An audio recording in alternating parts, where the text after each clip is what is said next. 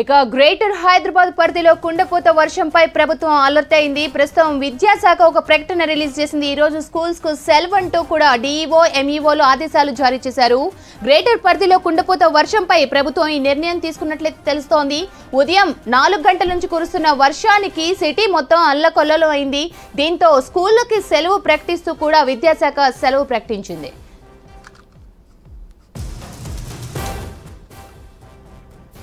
Greater Hyderabad పరిధిలో కుండపోత వర్షంపై ప్రభుత్వం అలర్ట్ అయింది. హైదరాబాద్, రంగారెడ్డి జిల్లాల్లో స్కూళ్లకు హాలిడే ప్రకటించారు డీఈఓలు.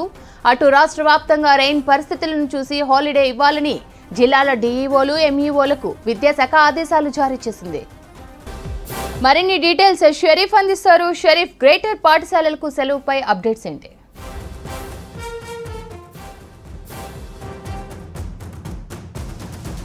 గత 4 రోజుల నుంచి కూడా రాష్ట్రం అంతటా భారీ వర్షాలు నమోదవుతున్నాయి. ఉదయం సమయంలో వర్షం భారీగా కొడుతుంది. అదే టైంలో ఎక్కువ శాతం వర్షపాతం నమోదవుతుంది. తెల్లారి చూసేసరికి రోడ్లన్నీ కూడా జలమయంగా మారుతున్నటువంటి పరిస్థితి. మరో 4 రోజులు కూడా వర్షం ఉంటుందనేటువంటి విషయాన్ని వాతావరణ శాఖ ఇప్పటికే స్పష్టం చేసింది. ఇక నిన్నటి నుంచి నిన్న నైట్ నుంచి కూడా వర్షం పడుతుంది.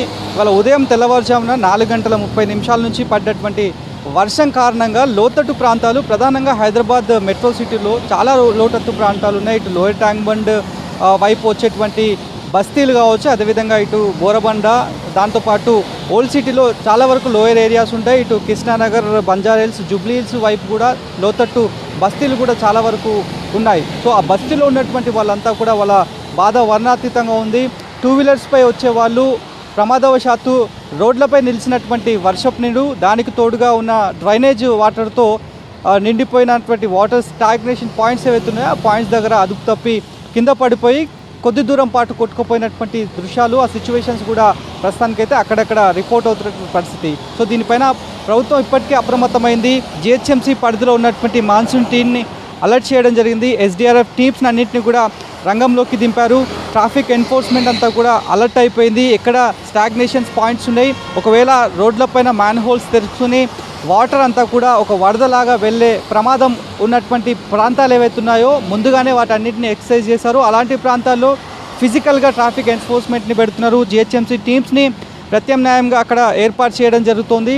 ఫిజికల్గానే అందరూ కూడా అక్కడ ఉంటున్నారు. మరోవైపు ఇప్పటికే సర్కారు కూడా ఒక నిర్ణయం తీసుకుంది. ఇంకా 4 రోజుల పాటు వర్షాలు ఉంటాయి, ఇట్లనే పరిస్థితి ఉంటుందనేటువంటి విషయాన్ని వాతావరణ శాఖ చెప్పడంతో ప్రభుత్వం కూడా అలర్ట్ అయింది. స్కూళ్ళకి సెలవులు ప్రకటించింది. ప్రస్తుతానికైతే ఎంఈఓలు, డిఈఓల దగ్గర నుంచి ఆ సర్క్యులేషన్ అనేది విద్యాశాఖ పాస్ ఆన్ చేస్తోంది. దానికి అనుగుణంగా నెక్స్ట్ ఎప్పుడు మళ్ళీ రీఓపెన్ చేస్తామనేటువంటి విషయాన్ని కూడా చెప్తామని చెప్పారు. ఇప్పటికైతే రంగారెడ్డి డిస్టిక్కి సంబంధించినటువంటి జిహెచ్ఎంసీ పరిధిలో ఉన్న ఎంఈఓలు, డిఈఓలు అంతా కూడా పలానా స్కూళ్ళకి సెలవులు అనేటువంటి విషయాన్ని ప్రకటించారు.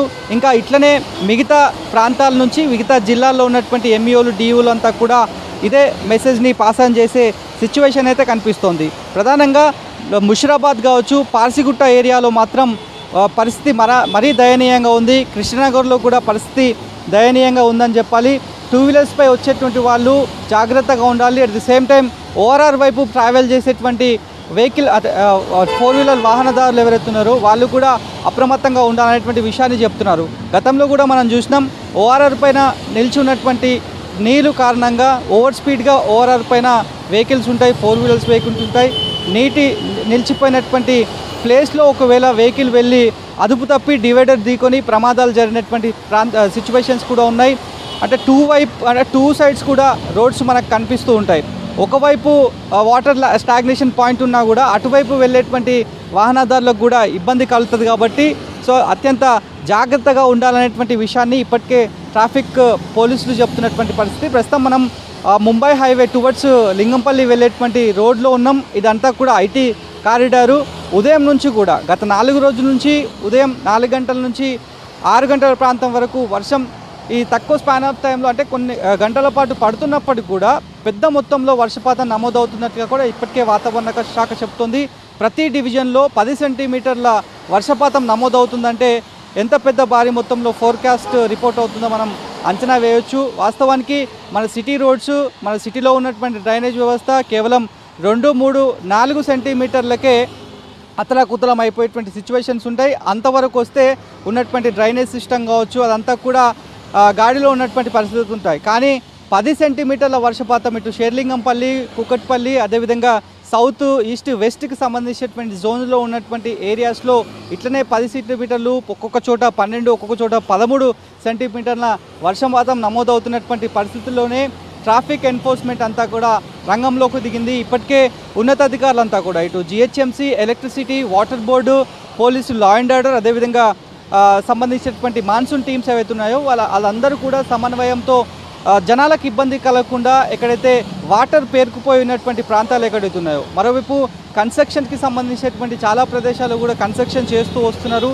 అక్కడైతే సెలాల్స్లో పూర్తి స్థాయిలో నీట మునిగిపోయి ఉన్నటువంటి ప్రాంతాలు ఏవైతే ఉన్నాయో వాటన్నింటినీ కూడా చాలామంది సెలాల్స్లో ఉన్నటువంటి వినియోగదారులు, నిర్వాహకులంతా కూడా రోడ్లపైకి వాటర్ని పంపు చేస్తున్నటువంటి వాళ్ళని కూడా గుర్తించే పనిలో జిహెచ్ఎంసీ అధికారులు కూడా ఉన్నారు. ఎందుకంటే రోడ్లపైకి డ్రైనేజ్ వాటర్ రాకూడదు అనేటువంటి నిబంధనలు కూడా జిహెచ్ఎంసీ పరిధిలో ఉన్నాయి కాబట్టి వాటిని దృష్టిలో పెట్టుకొని ఎవరు వాటర్ని పంపు బయటికి చేస్తే కనుక ఖచ్చితంగా చర్యలు తీసుకుందాం, ఫైన్లు రాస్తాం అనేటువంటి విషయాన్ని ఇప్పటికే జిహెచ్ఎంసీ చెప్తోంది.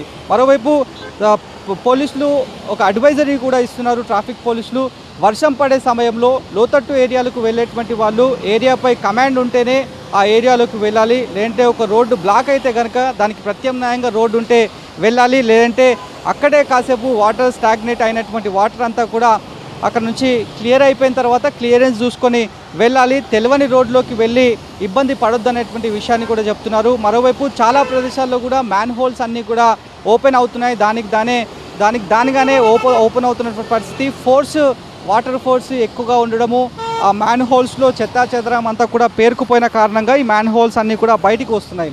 ఇప్పటికే బల్దియా చెప్తోంది మ్యాన్ హోల్ మేనేజ్మెంట్ని మేము ప్రవేశపెట్టామని చెప్తోంది. సో దాని ప్రకారం మ్యాన్ హోల్ మేనేజ్మెంట్ చేసినటువంటి ఏరియాల్లో ప్రభావం ఎక్కువ లేనప్పటికీ ఎక్కడైతే ఇరుకుగా ఉన్నటువంటి ప్రదేశాలు కావచ్చు, లోయర్ ఏరియాస్ నుంచి కిందకు దిగువన వచ్చేటువంటి పరిస్థితులు ఎక్కడైతే ఉంటాయో అక్కడ మాత్రం పరిస్థితులు మరీ దారుణంగా ఉన్నాయి. సో వాటన్నిటిని స్థానికంగా ఉన్నటువంటి వాళ్ళంతా కూడా దృష్టిలో ఉంచుకొని సేఫ్గా ఉండాలనేటువంటి విషయాన్ని అయితే ప్రస్తుతానికైతే అధికారులు చెప్తున్నారు. At the same time medical emergency ఉన్నా, లేదంటే ఇంకా తప్పదు బయటికి వెళ్ళాలి, ఈ పలానా పని మీద వెళ్ళాలని అనుకుంటే తప్ప బయటికి రావాలి, లేదంటే ఇంట్లోనే సేఫ్ జోన్లో ఉంటే మంచిది అనేటువంటి ఒక విజ్ఞప్తిని కూడా ఆల్ డిపార్ట్మెంట్స్కి సంబంధించినటువంటి అధికారులంతా కూడా చెప్తున్నటువంటి పరిస్థితి. ఇక స్కూళ్ళకు కూడా సెలవులు విద్యాశాఖ ప్రకటించింది కాబట్టి పేరెంట్స్ కూడా దీన్ని దృష్టిలో ఉంచుకోవాలనేటువంటి విషయాన్ని కూడా చెప్తున్నారు. నిన్న మనం చూసినాం బేగంపేట సరౌండింగ్స్లో పడ్డటువంటి వర్షం కారణంగా 30 నిమిషాలు పట్టినటువంటి జర్నీ కాస్త 1 గంట లేదంటే 2 గంటలకు పైనే సమయం పట్టింది. ఇప్పుడు కూడా అదే సిచ్యువేషన్ రిపోర్ట్ అవుతున్నటువంటి పరిస్థితి. మరోవైపు నిన్న మొన్న హాలిడేస్ ఉండే ఎక్కువ జనాలంతా కూడా సిటీ వెళ్ళి పట్టణం వెళ్ళి పల్లెలకు వెళ్ళినటువంటి వాళ్ళు ఉన్నారు కాబట్టి నిన్నంతా కూడా రిటర్న్ బ్యాక్ రావడంతో ఆ ట్రాఫిక్కి అంతరాయం ఏర్పడింది. దానికి తోడు వర్షం పడ్డది కాబట్టి ఇంత జామ్ ప్యాక్గా అక్కడక్కడ ట్రాఫిక్ పరిస్థితి నెలకొందనేటువంటి విషయాన్ని ట్రాఫిక్ పోలీసులు చెప్తున్నటువంటి పరిస్థితి మనకు కనిపిస్తోంది. ప్రధానంగా హైదరాబాద్ పోలీసులు కూడా ఒక నిర్ణయాన్ని కూడా తీసుకున్నారు. హెవీ వెహికల్స్ ఏవైతే ఉన్నాయో వర్షం పడ్డ కారణంగా కావచ్చు, లేదంటే ఇంకా ఎక్కువగా ట్రాఫిక్ ఉన్నటువంటి ప్రాంతాల్లో హెవీ వెహికల్స్ని కొన్ని గంటల పాటు కుదించారు. ఎప్పుడైతే 10 గంటల తర్వాత ట్రాఫిక్ ఉండదు కాబట్టి అప్పుడు అలో చేస్తారు, కానీ ఆ సమయాన్ని కూడా కుదించామనేటువంటి విషయాన్ని చెప్తున్నారు. హెవీ వెహికల్స్ వాళ్ళు దీన్ని కూడా పరిలోకి తీసుకొని ట్రావెల్ చేయాలనేటువంటి విషయాన్ని చెప్తున్నారు. చాలా వరకు ఇలాంటి పరిస్థితుల్లో వర్షం పడ్డ కారణంగా సిటీ అంతా కూడా ట్రాఫిక్తో జామ్ ప్యాక్ అయినటువంటి సిచ్యువేషన్స్లో ఓఆర్ఆర్ని వాడుకోవాలనేటువంటి అడ్వైజ్ని కూడా చేస్తున్నటువంటి పరిస్థితి అయితే కనిపిస్తోంది. ఇప్పుడు 8 గంటలు సమయం దాటిపోతుంది కాబట్టి చాలామంది ఐటీ ఉద్యోగులు షిఫ్ట్ల వారీగా వస్తూ ఉంటారు.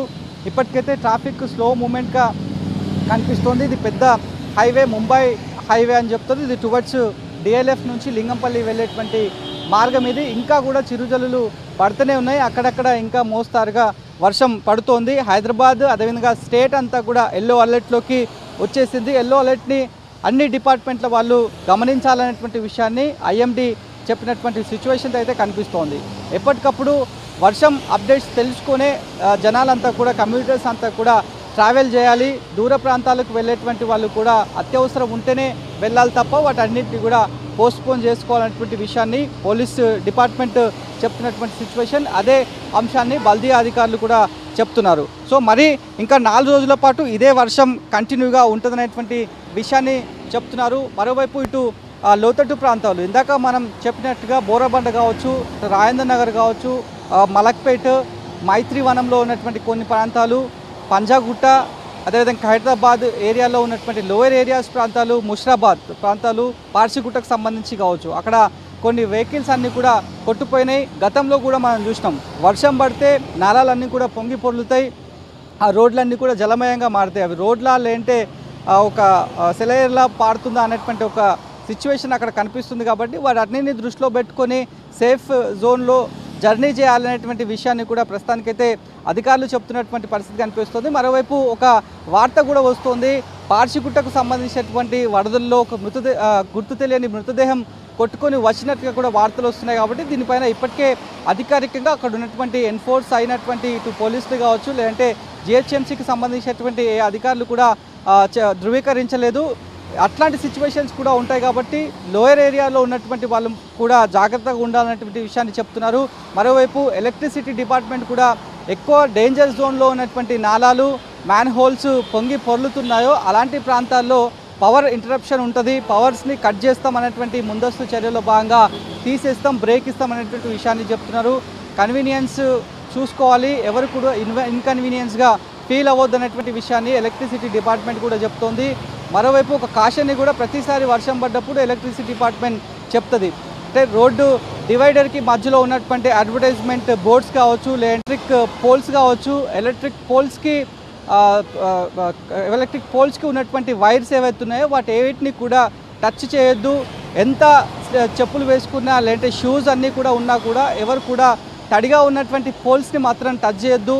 తడిగా ఉన్నటువంటి చెట్లను, ఏవైతే పోల్స్కి దగ్గర ఉన్నటువంటి చెట్లను కూడా టచ్ చేయొద్దు అనేటువంటి విషయాన్ని అయితే ఎలక్ట్రిసిటీ డిపార్ట్మెంట్ ప్రతిసారి కూడా చెప్తూ వస్తుంది. అవన్నీ కూడా జాగ్రత్తలు తీసుకొని స్వీయ నియంత్రణలో ఉంటూ సేఫ్గా ఉండాలనేటువంటి విషయాన్ని మాత్రం అన్ని డిపార్ట్మెంట్కి సంబంధించినటువంటి అధికారులు కూడా చెప్తున్నారు. మరోవైపు ఇప్పటికే హైదరాబాద్ ట్రాఫిక్ పోలీసులకు సంబంధించి కావచ్చు, సైబరాబాద్, రాచకొండకు సంబంధించినటువంటి ట్విట్టర్ హ్యాండిల్స్లో కూడా ఎప్పటికప్పుడు అప్డేట్ చేస్తున్నారు. కమ్యూటర్స్ ఎక్కడి నుంచి ఎక్కడికి ట్రావెల్ చేయాలి, ఎక్కడ వాటర్ ల్యాగింగ్ పాయింట్స్ ఉన్నాయి, ఎక్కడ వాటర్ అంతా కూడా స్టాగ్నేట్ అయిపోయింది, ఎక్కడ ఎలాంటి పరిస్థితులు నెలకొన్నాయి అనేటువంటి విషయాన్ని ట్విట్టర్ హ్యాండిల్స్ ద్వారా ఎప్పటికప్పుడు అప్డేట్ చేస్తున్నారు. ఆ అప్డేట్ను చూసుకుంటూ వెళ్ళాలనేటువంటి విషయాన్ని కూడా చెప్తున్నారు. వాళ్ళు పదే ఒకటే మాట చెప్తున్నారు, తెలియని మార్గాల్లో వెళ్ళి చిక్కుల పాలు కావద్దు, ఇబ్బంది పడొద్దు అనేటువంటి విషయాన్ని కూడా చెప్తున్నారు. కాబట్టి తెలిసిన రూట్లోనే వెళ్ళాలనేటువంటి మాటలను అయితే ట్రాఫిక్ పోలీసులు చెప్తున్నటువంటి పరిస్థితి.